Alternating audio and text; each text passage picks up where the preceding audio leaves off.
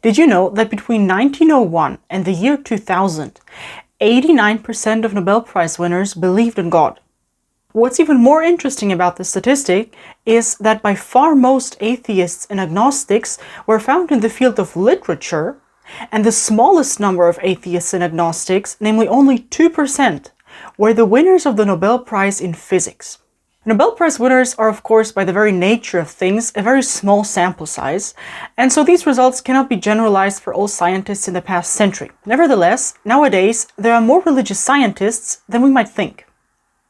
You might have heard of a study from 1998 which found that 93% of the members of the National Academy of Sciences don't believe in God. Just as with the study about Nobel Prize winners, the National Academy of Sciences is a very small sample size. And if you look at small sample sizes, you can get all sorts of extreme results. So I'd like to draw your attention to a relatively recent survey from 2019, where sociologists surveyed over 20,000 biologists and physicists from different countries and at different stages of their careers. To my knowledge, this was the first international study regarding the question how scientists view religion. The results were published in the book Secularity and Science, What Scientists Around the World Really Think About Religion. And the questions they asked the participants included questions regarding their religious affiliation, whether they believed in God, and also whether they viewed the relationship between science and religion as one of conflict, one of independence, or one of collaboration. The major conclusions the authors drew from the study are: first, around the world, there are more religious scientists than we might think. Second, scientists, even some atheist scientists, see spirituality in science. Third, the conflict perspective on science and religion is an invention of the West. Fourth, religion is not kept out of the scientific workplace. As I've shown in my last video, science and religion can be compatible in theory. And the goal of this video is to show that science and religion can also be compatible in practice. To do that, I will summarize the results of that study, I will name a couple examples of famous scientists who believed in God, and towards the end of the video, I will also share some ideas regarding how we can improve the relationship between science and religion through our own behavior. Before we move on, I need to make an important disclaimer. Just because a smart person says something doesn't mean it's true, particularly if they're not speaking in their area of expertise. So just because a scientist is a convinced atheist or a convinced theist doesn't mean they're right, as the question of God's existence is not a scientific one, but a philosophical one. Now let's look at some of the results of the aforementioned study in detail. First, I'll go through the results on the number of religious scientists, and then I'll summarize whether scientists see a conflict between religion and science. To do this, I summarized the most interesting figures in this table, and by the way, feel free to screenshot this and use it for educational purposes yourself. So as we can see, a slight majority of scientists around the world believe in God. This figure includes belief in some sort of a higher power, and it includes beliefs with varying degrees of certainty. Next to the percentage of scientists who believe in God, I included the percentage of people who believe in God in the general population for comparison. While in almost all regions, a smaller percentage of scientists believe in God compared to the general population, what the researchers found is that in every country, only a minority of scientists believe that there is a conflict between religion and science. On average, only about 23% of scientists hold this view, compared to about 50% who believe that science and religion refer to different aspects of reality and are therefore independent of each other. And on average, 19% of scientists even believe that science and religion can collaborate. One of the most common justifications on the perspective that there is no conflict between science and religion was having worked with a religious scientist who developed a successful career. What's also fascinating and thought-worthy is the fact that, I quote, "Scientists we met in the 8 regions we studied frequently noted that they were not aware of any religious colleagues, and when we asked scientists who took our survey to estimate the proportion of scientists in their department or institution who were personally religious, they consistently underestimated." So if you're a religious science student or a religious scientist, chances are high that you underestimate how many of your colleagues are also religious. And we know from the study that if more scientists were aware how many of their colleagues are religious, this would increase the number of scientists who think that science and religion can coexist peacefully. Now, I've mentioned before that in every country there was a proportion of scientists who believed that there is a conflict between science and religion. And in the book, the authors explains what the most common reason for this view was. Apart from surveying 20,000 scientists, they also concluded in-depth interviews with about 600 of them. And they found out that when scientists thought that there is a conflict between religion and science, what they usually had in mind were religious people who reject science in favor of creationism. So people who believe that the world was literally created as it is outlined in Genesis. It turned out that this is particularly true for American scientists, which is also the reason why this is the country with the greatest discrepancy between the religiosity of the general population and the religiosity of the scientific community. What American scientists often have in mind when thinking about religion are evangelical Christians who interpret the Bible literally and therefore reject science. And the reason this problem is particularly large in the US is because a substantial portion of the population are actually creationists, mainly about 30 to 45%, depending on how the question was asked in the respective surveys. It's important for me to point out that this conflict between religion and science is unnecessary, as not everything in the Bible can be interpreted literally, and I will talk about the interpretation of Genesis in particular in a future video.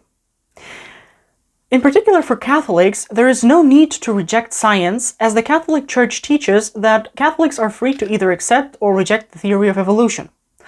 Also, in the Catechism of the Catholic Church, it says that there can never be a real discrepancy between faith and reason, because truth can't contradict truth. So while we don't always know how each phrase in the Bible has to be interpreted, Christians can be open to scientific discovery, and for my part, I'm a science nerd.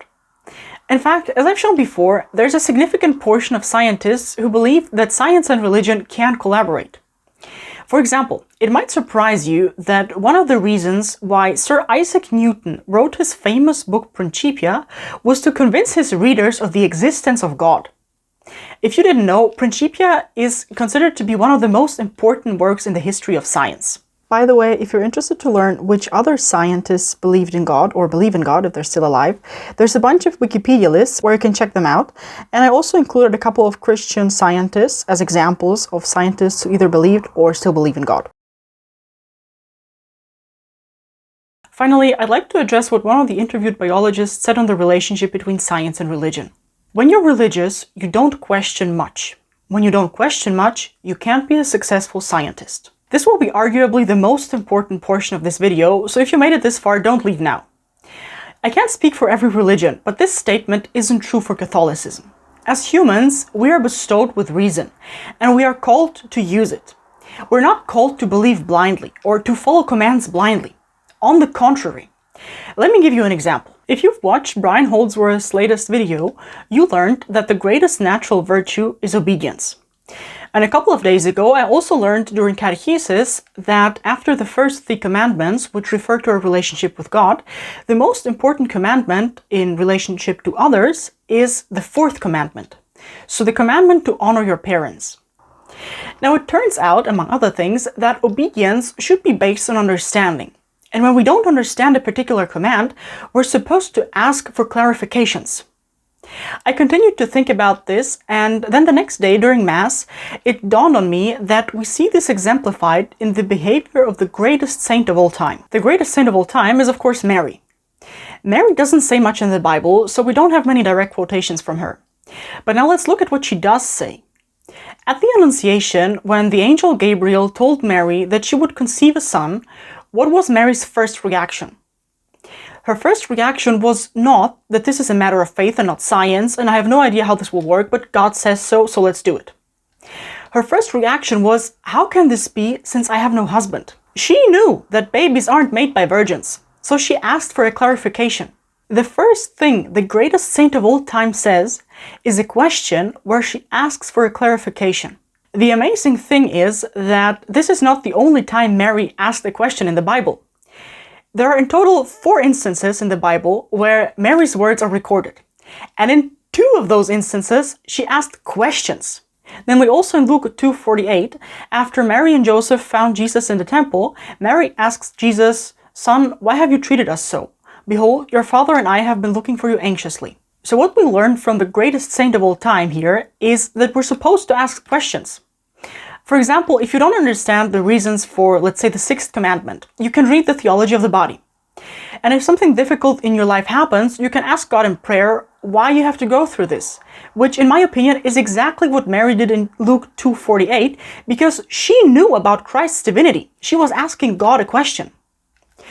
Also, if you experience dryness in prayer, you could read The Dark Night of the Soul, or if you experience some other sort of suffering, think about what God might want you to learn from this. Of course, it might have happened to you as a child, a teenager, or even as an adult that you had questions about some theological topic, and the person you asked gave you an unsatisfying answer, or they didn't really engage with your question at all. And so you made the experience that your questions weren't welcomed.